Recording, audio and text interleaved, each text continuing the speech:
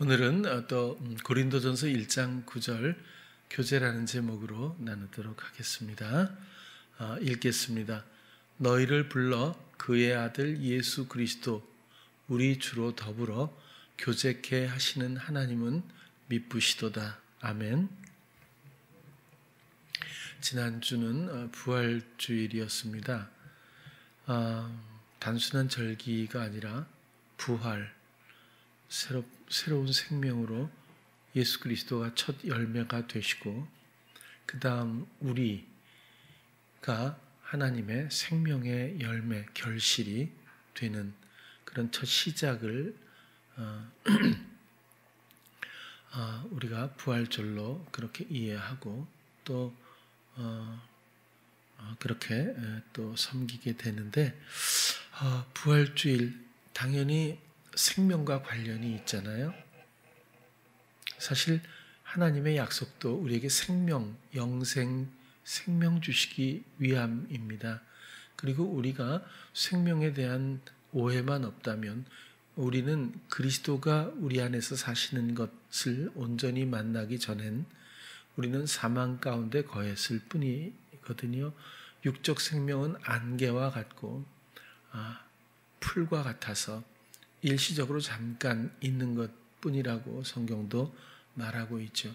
하나님 우리에게 하나님의 생명, 영원한 생명 대신에 하나님을 사랑하고 하나님을 믿고 하나님께 순종하고 하나님과 연합된 그럼으로써 부여받은 첫 번째 생명 예수 그리스도죠. 그 생명을 모두에게 주시기 원하시는 거죠. 부활주일은 아시는 것처럼 안식 후 첫날입니다. 그래서 안식 후 첫날이라는 말씀을 한 번쯤 드린 기억이 있는데 굉장히 중요한 의미를 가지고 있죠. 신약이나 구약이나 어떤 사건이 그냥 돌발적으로 있는 것이 아니라 전부 예표되어 있고 이미 예고된 거죠. 그리고 같은 의미를 가지고 반복해서 메시지를 보내주고 있습니다.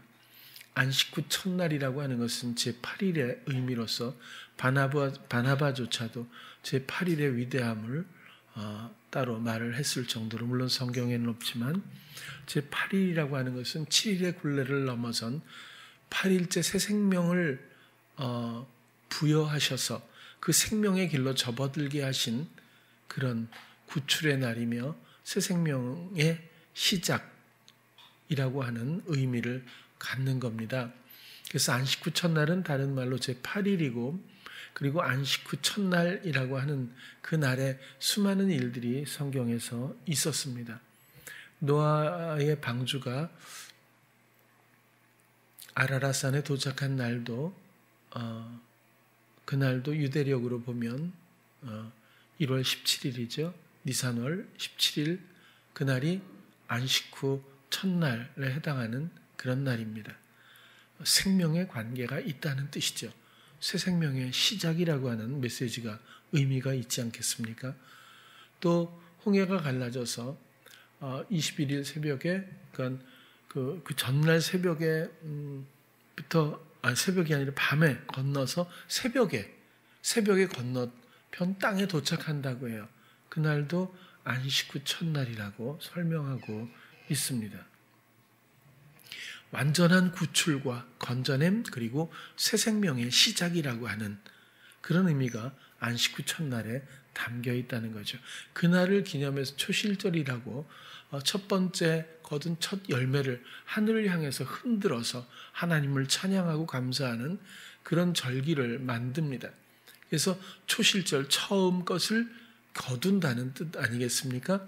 근데 홍해를 건넌 그 날을 기념해서 초실절로 지키게 되고 그 이후에는 농사를 지은 것을 이삭 한 달을 묶고 하늘을 향해서 흔드는 이런 그 절기를 지내게 되죠.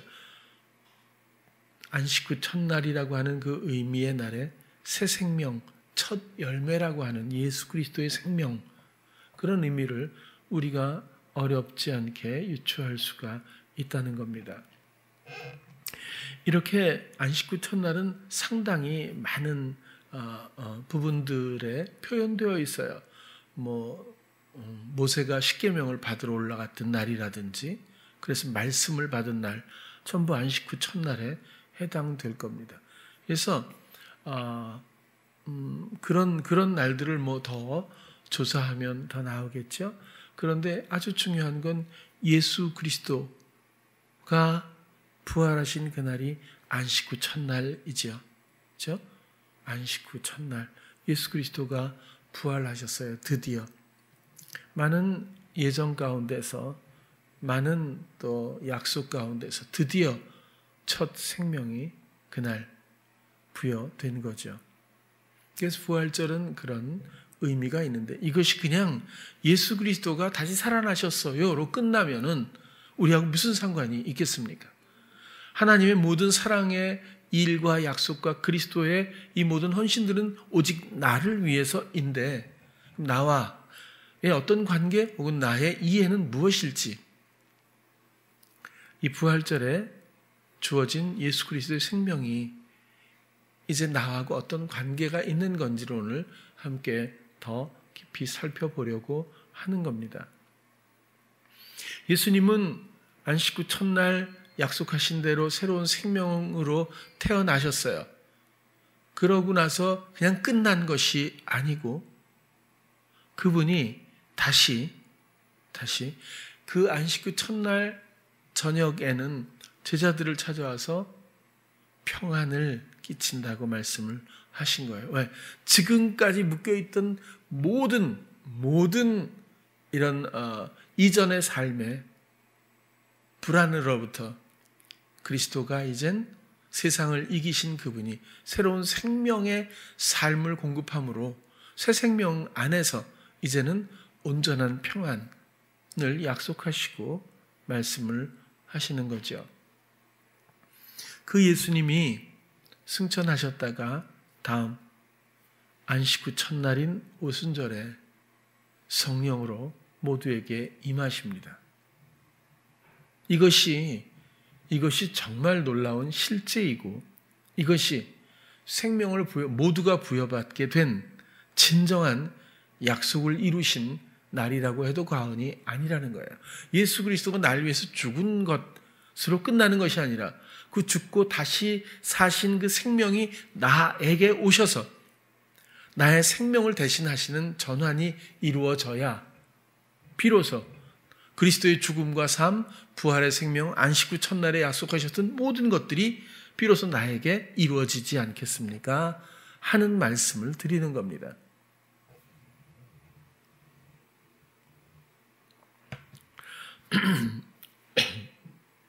여러분, 사도행전을 한번 볼게요.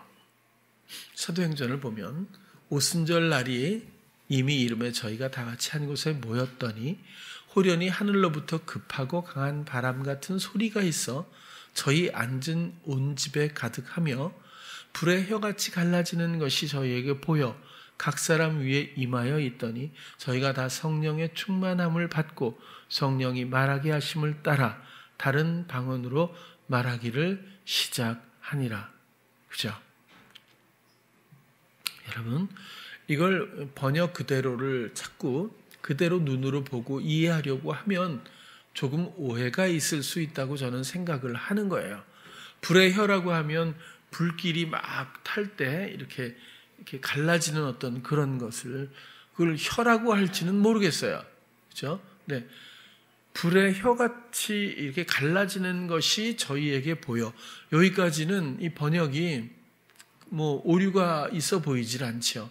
그러나 하나하나 오류라는 뜻이 아니라 다르게 좀 더 다른 관점에서 보면 불은 당연히 성령의 어떤 상징적인 의미가 있을 거예요.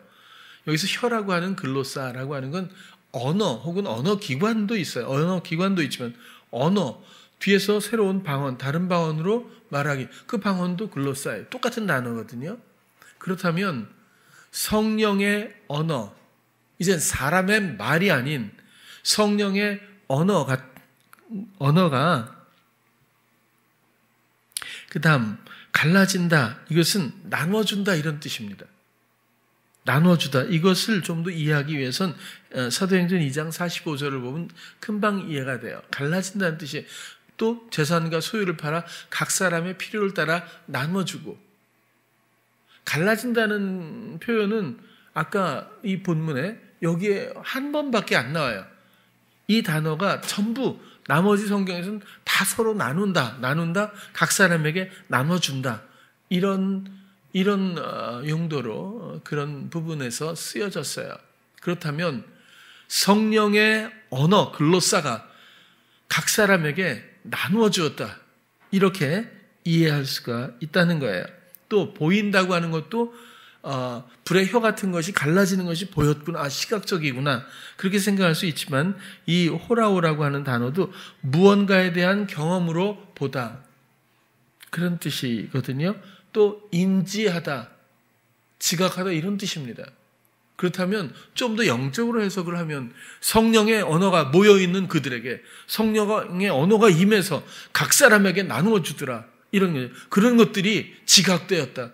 이렇게 해도 제가 볼 때는 오히려 더 가까운 해석이 아닐까라는 생각을 한 번쯤 해보는 겁니다. 왜냐하면 성령은 각 사람을 위해서, 각 사람의 주장하기 위해서 그 입술을 주장한다고 하는 것은 그 사람의 삶을 주장하는 겁니다.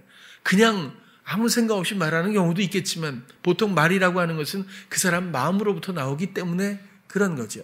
예수님도 손을 씻지 않고 이렇게 음식을 먹는 제자들을 탓하는 바리새인들이 더럽다는 거예요. 음식을 더럽게 먹는 그런 게 더러운 게 아니라 사람 마음에서부터 나오는 입에서부터 나오는 이 말이 이런 것들이 정말 더러운 거다라고 말씀을 하시잖아요. 말은 마음에서부터 나온다고 해요. 그냥 말만 딱 뜯어서 지금 이야기하는 게 아니라는 거죠.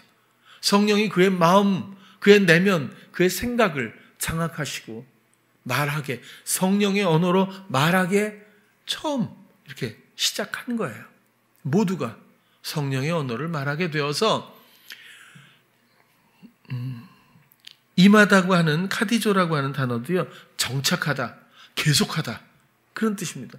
그냥 방언의 은사를 한번 받고 또 어쩌다가 또 한번 방언을 이런 게 아니라 계속해서 성령이 주장하시는 그 내면과 그 말과 그 삶으로서의 전환, 이런 강력한 임하심을, 이 전환을 이 장면에서 우리는 이해해야 되지 않겠나 하는 생각을 해보는 겁니다. 그렇게 저희가 다 성령의 충만함이 가득하다는 것 아니겠습니까? 이젠 자기가 살아왔던 어떤 삶의 여지가 아닌 성령이 그 한 사람 한 사람에게 가득 충만해서 성령이 말하게 하심을 따라, 그죠? 다른 방언 뭐죠? 다른 언어, 성령이 각 사람에게 나누어 주신 각자 다른 언어로 말하기 시작하니라. 그런 뜻이죠.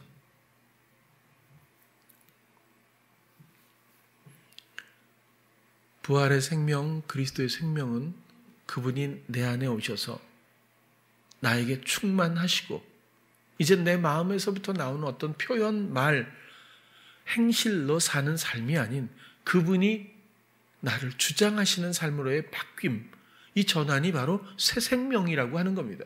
이것이야말로 기다렸던, 약속받았던 부활의 생명이자 영생이라고, 그 유형이라고 우리가 생각해야 한다는 말씀입니다.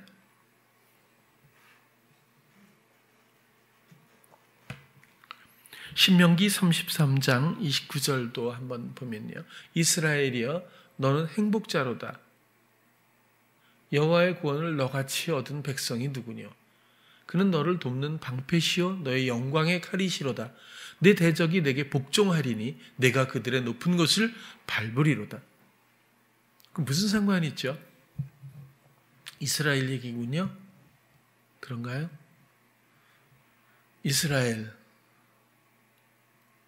이스라엘이라고 하는 원래 뜻은요, 그가 하나님으로서 다스릴 것이다. 그런 뜻입니다.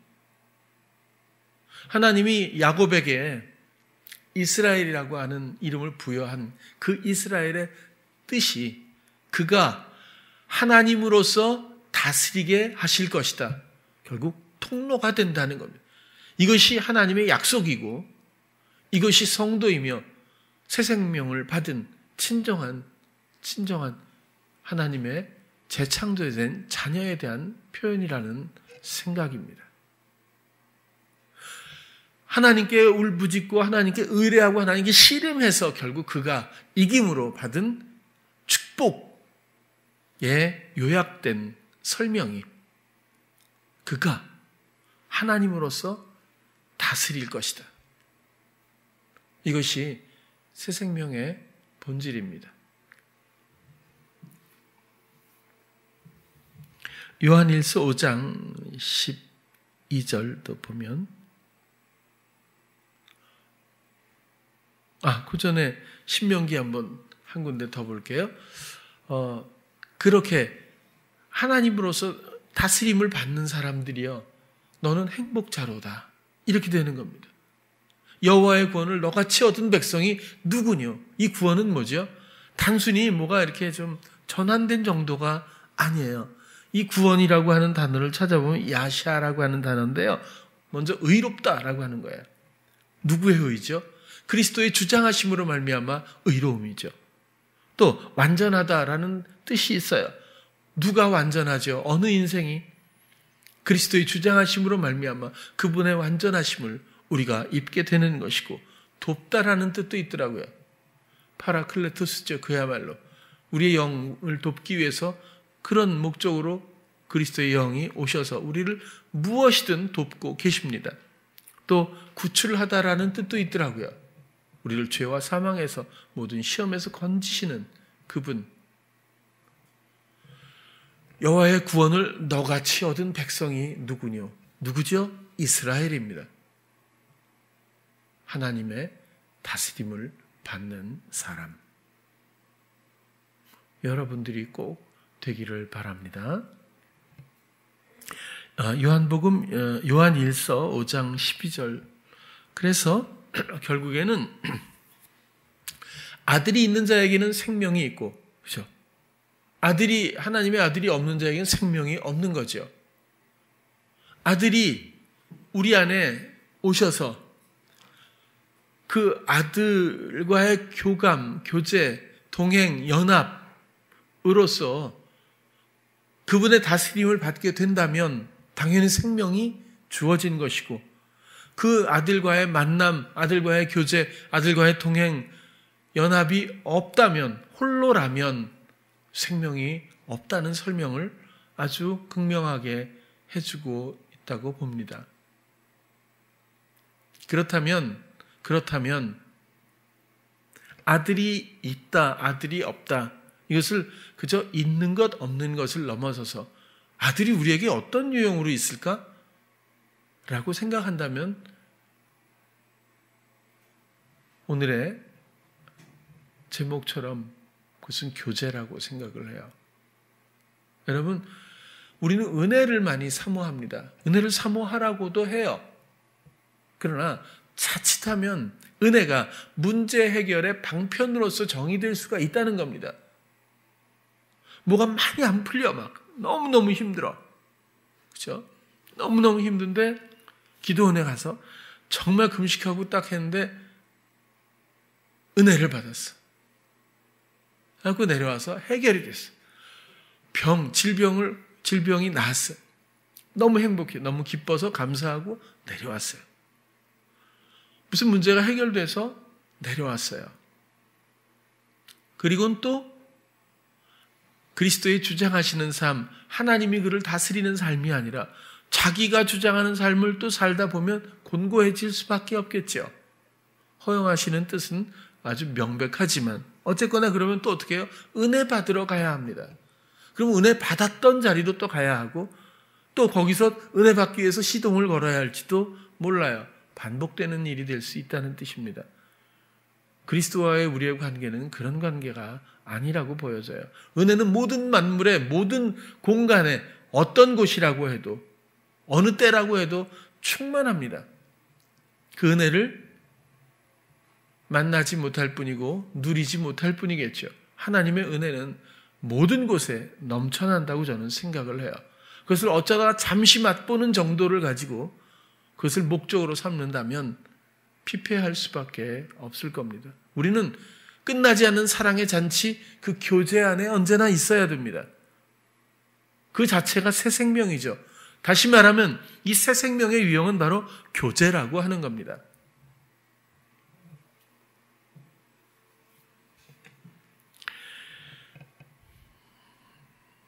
이 교제라고 하는 단어는요, 코이노니아라고 하는 단어잖아요. 교회에서 많이 이야기해요. 이것은 동료의식, 상호교류, 우정 이런 뜻이에요. 상호교류, 우정, 동료의식 이렇게 설명되어 있거든요. 고린도전서 10장 16절 한번 볼게요. 우리가 축복하는 바 축복의 잔은 그리스도의 피에 참여함이 아니냐? 아니며 우리가 떼는 떡은 그리스도의 몸에 참여함이 아니냐?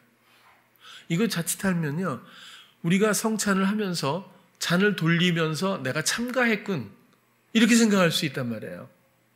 근데 여기서 참 얘가 무슨 단어겠어요? 짐작하시다시피 코이노니아입니다. 교제입니다. 이것은 그리스도의 몸의 참 코이노의 상호 교류, 이런 게 나눔이 있어야 하고 그분의 피에 상호 교류가 있어야 한다는 의미인 거예요. 그냥 이런 형식에 내가 참가했다, 이걸 원하는 게 아니라는 뜻입니다. 이건 굉장히 영적인 거거든요.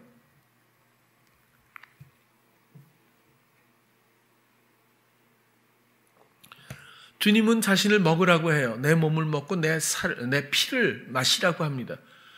이것이 영적인 거지 어떻게 육적인 문제겠어요? 얼마나 된다고, 그죠? 이건 당연히 영적인 겁니다. 그래서 조금이라도 육적 개념을 여기 섞으면 이해할 수 없는 상황이 될 수도 있는 거예요. 성찬이라고 하는 것이 교제예요. 그래서라도 마태복음 26장 29절에 보면 너희에게 이르노니 내가 포도나무에서 난 것을 이제부터 내 아버지의 나라에서 새 것으로 너희와 함께 마시는 날까지 마시지 아니하리라 하시니라. 이 새로운 교제, 이제 새롭게 먹고 마시겠다라고 하는 것은 새로운 교제, 그것은 완벽한 영적인 아버지의 나라에서 그가 하나님으로서 다스릴 것, 하나님의 다스림을 받는 그때에 그리스도의 몸과 그리스도의 피로서 그것을 서로 상호 교류하며 나눌 때가 올 것이다. 그런 건데요. 조금 어려울 수 있고요. 참 영적인 것이라 난해할 수 있습니다. 그럼 그리스도의 몸은 뭐고 피는 도대체 뭘까? 그런 생각을 하게 되지 않겠습니까?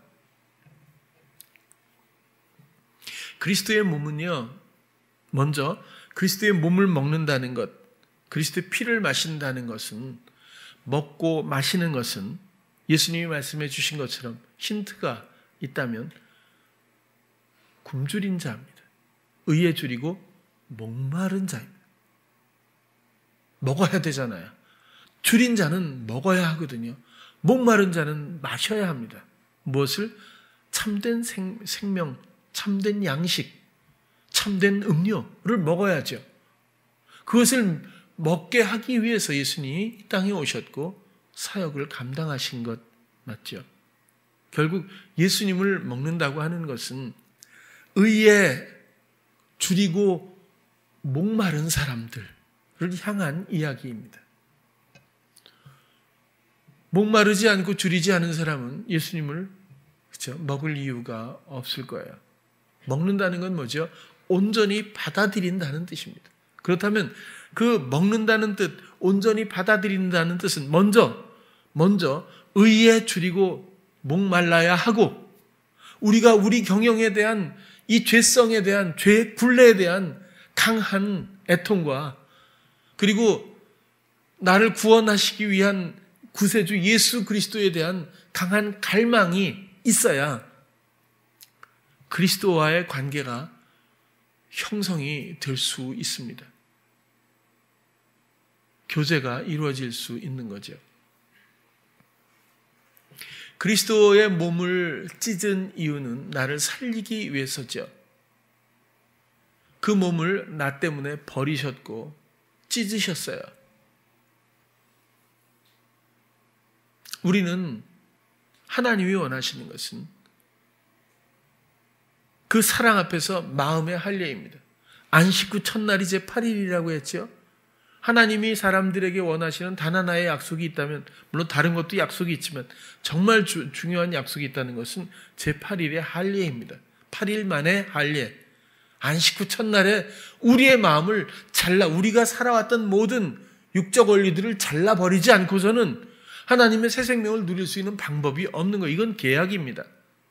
우리는 마음의 할례, 하나님은 새 생명으로 우리를 맞이하시는 것, 우리를 구출하시는 것, 이것이 제8일 안식 후 첫날에 이루어지는 일들이라고 보는 거죠.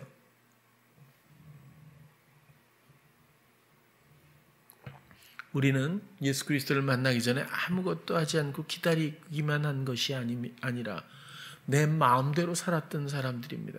이것이 옳아 보이든 아니면 그렇지 않든, 이것이 선해 보이든 악해 보이든 그런 문제가 아니라 하나님 없이, 하나님의 다스림 없이 내가 나를 다스렸던 어리석은 굴레에 빠져 있던 사람들입니다. 몸의 원리로 살았죠. 그리스도가 이 나를 위해서 대신 형벌받으신, 몸을 찢으신 그 사랑 앞에 이젠 나의 몸의 원리들을 전부 잘라야 한다.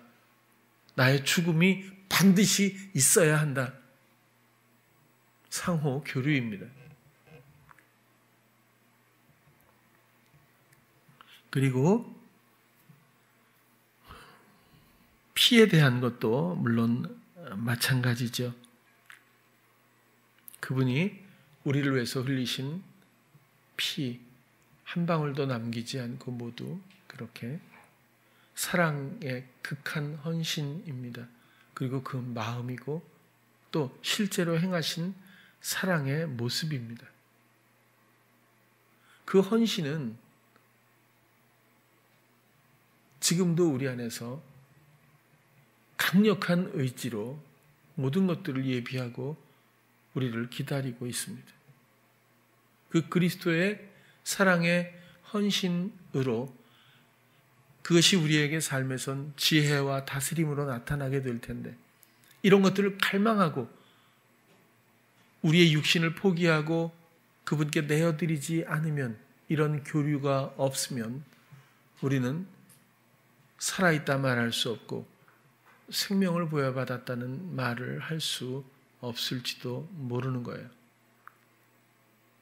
우리의 모든 이유는, 삶의 이유는 오직 예수 그리스도 뿐입니다.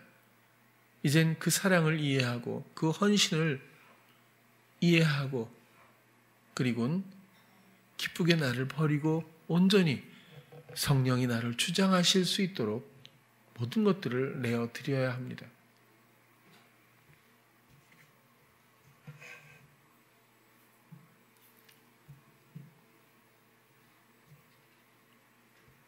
갈라디아서 5장 24절과 25절, 그리스도 예수의 사람들은 육체와 함께 그 정과 욕심을 십자가에 못 박았느니라. 정과 욕심 많이 이젠 잘 알죠? 그렇죠? 파데마하고 에피디미아라고 하는 단어인데요. 파데마라고 하는 단어를 또 한 번 더 설명하면 수행하는 어떤 일, 이렇게 되어 있어요. 수행하는 어떤 일. 에피디미아는 동경하다, 욕망 뭐 이런 뜻이라고 해요. 그러면 결국 마음에 원하는 것을 수행하며 사는 몸의 원리입니다. 육체와 함께 이런 모든 동력들을 잘라버려야 합니다. 십자가에 동일하게 못 박아 버려야 하는 거죠. 그것이 제8일 만의 할례일 수 있습니다.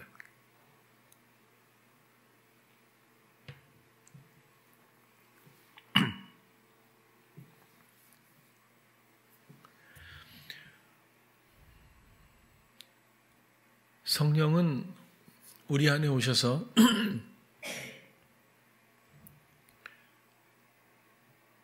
오순절에 오셔서 모든 사람들의 마음과 생각과 입술을 주장하신 것과 같이, 그것은 장악이 아니라 사랑이고 또 사랑의 다스림인 건데, 또 의와 거룩으로 우리를 옷 입히시는 일인데, 하나님의 뜻으로 우리를 세우시고 생명으로 이끄시는 그분의 주장하심일 뿐인데도 불구하고 우리는 아직도 우리 몸의 원리, 살아왔던 습관, 내 생각과 나의 입술의 말들에 대한 자각이나 분별조차 하지 않을 수 있습니다. 아직도 옛사람의 삶을 유지하면서조차 새 생명에 대한 관심 정도는 있을지 모르지만 온전히 이루신 생명을 누리지 않고 미루고 있을 수도 있습니다. 그러나 단호히 말씀드리되 여러분들이 사는 이유는 단 하나입니다. 예수 그리스도 그분의 생명, 그분과의 교제입니다. 어쩌다가가 아니라 모든 순간 그분이 이끄시는 대로입니다. 여기서 한 가지 주의할 것은 제발인데 제발 오늘은 내가 또 내 생각대로 한 부분이 있고 이래서 온전히 주께 내어드리지 못했어 하면서 회개한다거나 후회한다거나 또 아니면 바로잡으려고 한다면 그러면 쳇바퀴 안에 스스로를 가두어두는 것과 똑같습니다. 그것은 끝나지 않는 허구거든요. 다시 말씀드리면 우리가 어쨌든가가 중요한 게 아닙니다. 그냥 맡기는 것뿐이며 그냥 교제하는 것뿐입니다. 무엇이든지 그분이 사랑으로 하신다는 것에 대한 의구심 없이 오히려 그런 쪽에 관심을 갖고 기대하시길 바라요. 그분을 만나는 순간 우리가 해야 될 이유도 없고 또 우리의 잘잘못이나 우리의 모습에 대한 어떤 정죄라든지 그런 개념이 아예 그 나라에는 없다고 하는 것을 어렵지 않게 금방 알 수 있죠. 그럼에도 불구하고 우리는 아직도 신앙적인, 종교적인 혹은 자신의 관념 속에서 예수 그리스도를 적당히 배치해 놓고 있는지도 모른다는 거예요.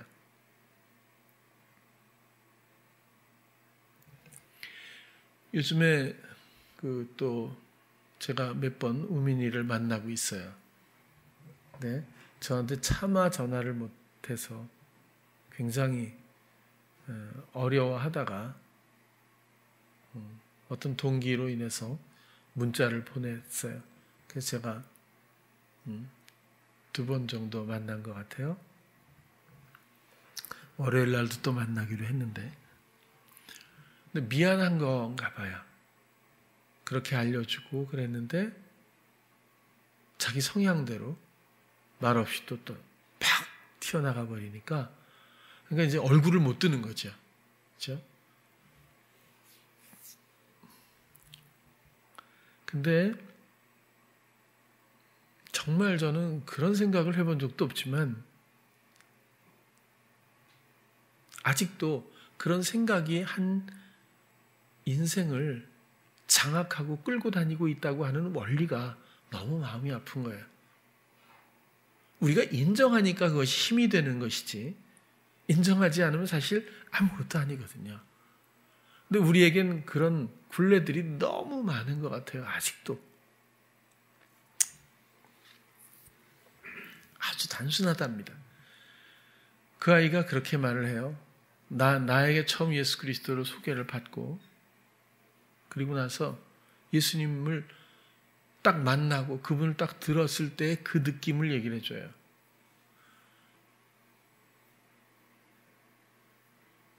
정말 죽을 것 같이 힘들고 분노 때문에 어쩔 줄 출구가 없잖아요. 그죠? 강력한 좌충우돌의 그 굴레 속에서 어찌할 바 모르는 그 자기 버려진 삶에서 그분을 딱 감각하는 순간, 그분을 만나는 순간 난 지금 죽어도 좋아 이런 생각이 들더래요. 그래서 하필이면 죽는다는 생각을 했을까 이런 생각이 살짝 들긴 하지만 너무 좋아서 너무 행복해서 이게 뭐 어떻게 말로 다 할 수 없고 난 이 순간 이대로 죽어도 난 너무너무 좋겠다 이런 생각이 너무 강하게 들더라는 거예요. 바로 만난 거다 그랬어요. 그리스도와의 만남을 경험한 사람들은 누구나 이해할 수 있는 이야기입니다. 그런데 이런 것들이 어쩌다가 반짝이는 등대와 같아서는 안 되겠죠. 교제는 그런 것이 아니거든요. 자기 생각에 빠지지 말고 언제나 만날 수 있는 기다리는 주님으로 말미암아 마음을 드리고 그리고 그분이 어떤 분인지 만나면 설명하지 않아도 알게 되는 그분을 알길 원하고 또 그분만이 목적이 되는 그런 마음의 방향성에서 쉬지 말고 다가가고 그것만이 너의 일이다. 그런 얘기거든요.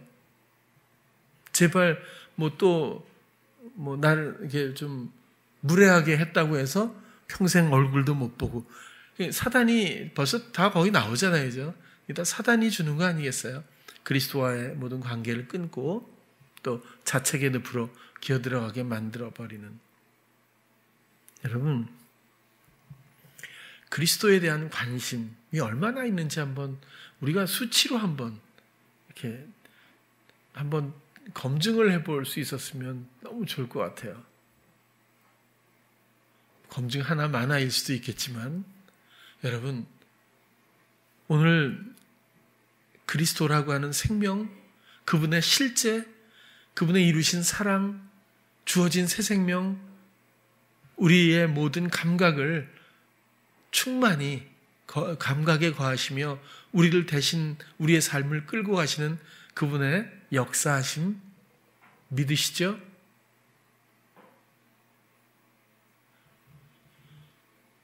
잘잘못도 아니고 다른 생각할 것 없이 딱 하나입니다. 관심을 가지십시오. 부탁하세요. 그냥 내 마음과 생각이. 어떻게 설명을 해야 이것이 아주 순탄하게 자연스럽게 여러분들의 삶에 여러분들이 원하는 대로 이렇게 전환을 이룰 수 있을까라는 생각을 수없이 해보는데도 저는 충분히 설명했다고 생각하고 충분히 받아들였다는 표정인데도 불구하고 이게 매주일 같은 얘기를 하게 되는 이 참 이해할 수 없는 상황인 것 같아요. 예를 들면 이런 거예요. 요한이 엄마가 저기 왔잖아요.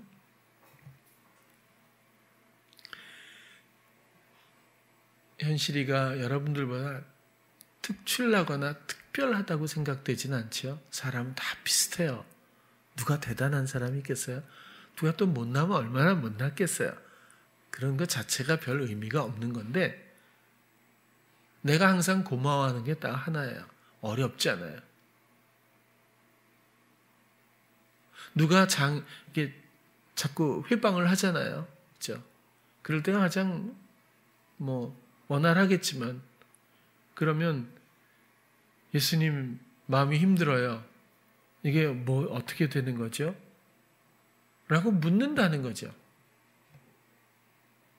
억울하고 힘들어도 워낙 눈물이 많으니까 어쨌거나 울면서라도 또 예수님 하고 마음으로 다가가서 물을 수 있다는 거예요. 제가 친구 또래는 은희 보고 물어보면 아마 그런 일이 얼마나 있을지 잘 모르겠어요. 마음이 유연하지 않고 어려서 여기 굳어서 그런 거예요. 근데 그런 걸 따지지 말자는 거예요. 이 사람 마음은 이렇고 장점은 이렇고 단점은 이러는 그런 게 아니라 그냥 굳은 사람은 굳은 사람대로 또 유연한 사람은 유연한 사람대로 그렇죠? 마음이 복잡하면 복잡한 대로 아프면 아픈 대로 비어있으면 비어있는 대로 주님에게 관심을 갖고 단 하나의 진리는 뭐죠? 하나님이 다스리는 거 아닌가요? 그 사랑의 생명이 여러분들 안에 있는 것 아닌가요? 그럼 관심을 가져야 되잖아요. 그리고 내 앞에 펼쳐지는 모든 일들의 주체는 하나님, 우리 주 예수 그리스도지 난가요? 아직도 그것도 정리가 안 되나요? 주님 이건 뭐죠? 교회를 갑자기 이사를 가면 주님 이건 뭐죠? 우리는 여기서 나름 행복했거든요. 지금도 이게 둘러보면 이제는 남의 교회 같지만 마음이 먼저 떠나서 그전에는 많이 따뜻했거든요. 들어와 보면 얼마 전까지는 딱 들어오면 아까운 거예요. 모든 게 이걸 10년을 깨끗하게도 썼다. 그리고 참 이쁘다. 내가 저거는 효도가 했고 저거는 또 누가 했고 저 아기가 늘어나서 저거를 했을 때 어땠고 이렇게 보면 너무너무 교회가 좀 이렇게 생각나는 게 많아요. 근데 갑자기 또 이사를 가야 된다니까 지금 우리 형편으로 어딜 가나 그래서 하나님을 생각하잖아요. 그러니까 주님 없이 생각하면 그렇게 된다는 걸 말씀드리는 거예요. 먼저 나는 하나님을 생각하는 거예요. 왜? 여기서 제일 가깝고 그래도 싼 데가 하나님밖에 더 있겠어요. 그래서 상가도 내가 몇 번 봤어요. 그랬더니 140평 뭐 이런 게 뭐 적당하다. 꾸겨서 어떻게 하면 그 정도면 할 수 있지 않을까? 뭐 이런 생각도 해보고 공상도 해보는 거죠. 그런데 저는 제가 주장하는 부분 별로 없어요. 공상은 가끔 즐겁게 하지만 하나님이 예비하시고 인도하시리라는 것에 대해서는 그런 어떤 정황이 하나도 보이지 않았어도 저는 그런 것에 대해서 한 번도 태클을 걸어본 적이 없어요. 하나님이 하시겠지.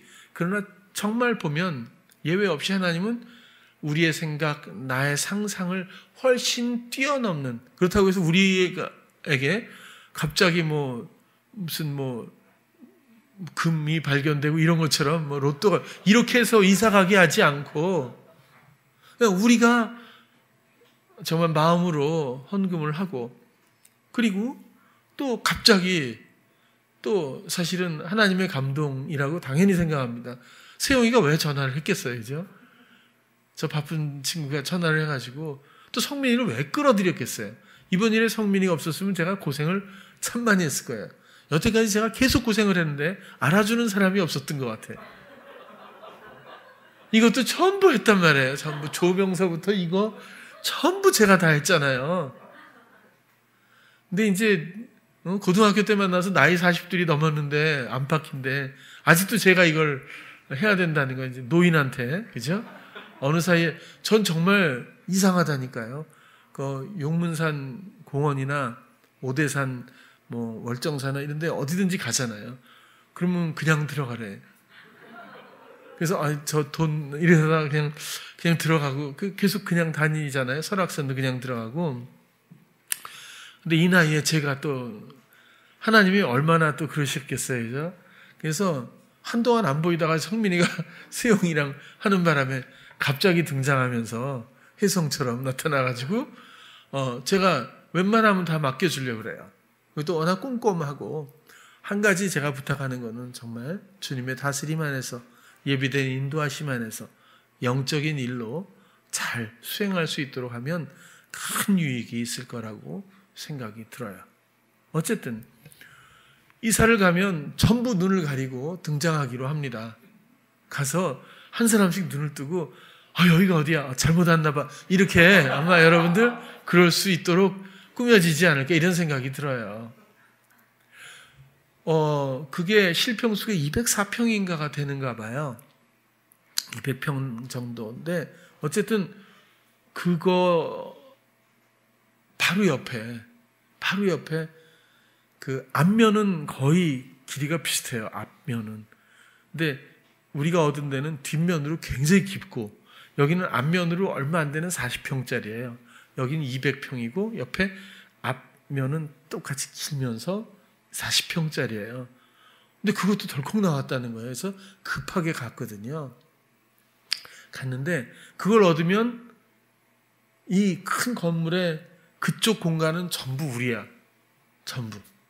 근데 물론 주차는 그 1층 사람들도 좀 된다고는 하지만 어쨌거나 전부 우리 차지가 되는 거죠.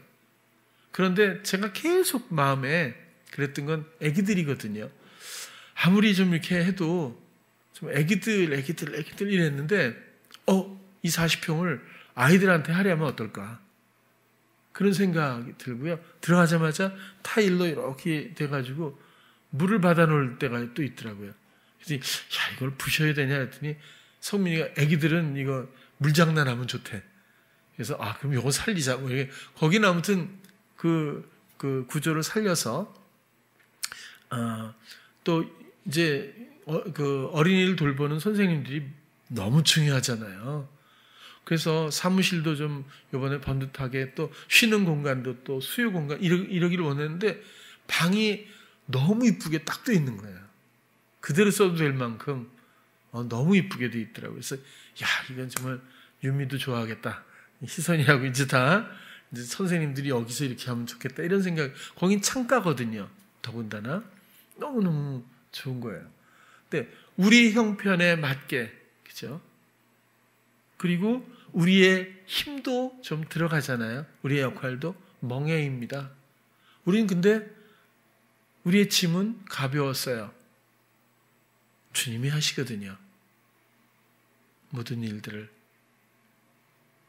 이제는 몸의 원리, 육신으로 사는 원리가 아니라 성령의 원리입니다. 생명의 성령의 노모스입니다. 오직 하나님의 다스림으로만이 이런 것들이 가능하겠죠.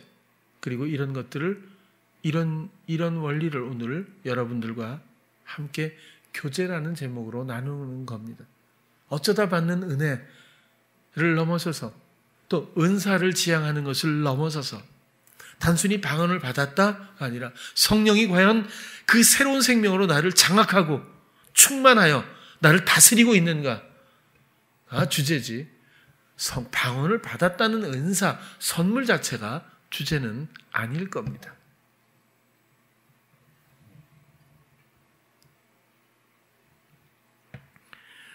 지난주 부활절을 넘어서서 너무 또 이제 부활이라고 하는 소중하고 중요한 이 절기를 그냥 또 넘어가는 것 같기도 하고, 그래서 이 생명에 대해서 더 한 번 말씀을 드리면서 특별히 우리들 마음 안에 그리스도하고의 교제, 상호 교류죠. 이 교제는 성찬이다. 먹고 마시는 것인데 궁극적으로 영적으로는 우리의 참된 양식, 예수 그리스도죠. 참된 음료, 그분의 피. 그렇죠? 그것에 참여하는 것은 교제라고 하는 것, 상호 교류. 나를 위한 죽음의 그 희생에 내 마음에 잘라냄도 있고, 나의 죽음도 기쁘게 있고, 나의 주장하는 이 모든 것들을 십자가에 그렇게 못 박고 나서 이제는 그리스도의 헌신이, 사랑의 헌신의 잔치가 내 삶에 충만하게 풍요롭게 펼쳐질 수 있는 이 새 생명, 이 교제가 이제 부활절을 넘어 우리에게 충만해야 되지 않겠느냐 하는 말씀을 오늘 드리려고 하는 겁니다. 그런 사랑하는 예수 그리스도의 교제가 이런 생명의 일들이 충만한 여러분들 꼭 되시기를 축복합니다. 기도하겠습니다. 사랑의 주님, 부활절을 지나고 이제 생명에 대한 말씀도 나누었습니다. 안식 후 첫날 새 생명 첫 열매로서 우리에게 약속하셨던 하나님의 생명이 이제 성령으로 말미암아 우리 안에서 모든 것들이 시작되었습니다. 아직도 옛사람의 몸의 원리를 잘라버리지 못하고 그리스도께 관심을 갖지 못하는 많은 시간이 있었음에도 불구하고 하나님의 사랑과 기다림은 여전하고, 그리고 지금이라도 또 놓치지 않고 이 사랑의 교제에 늘 함께 있기를 원합니다.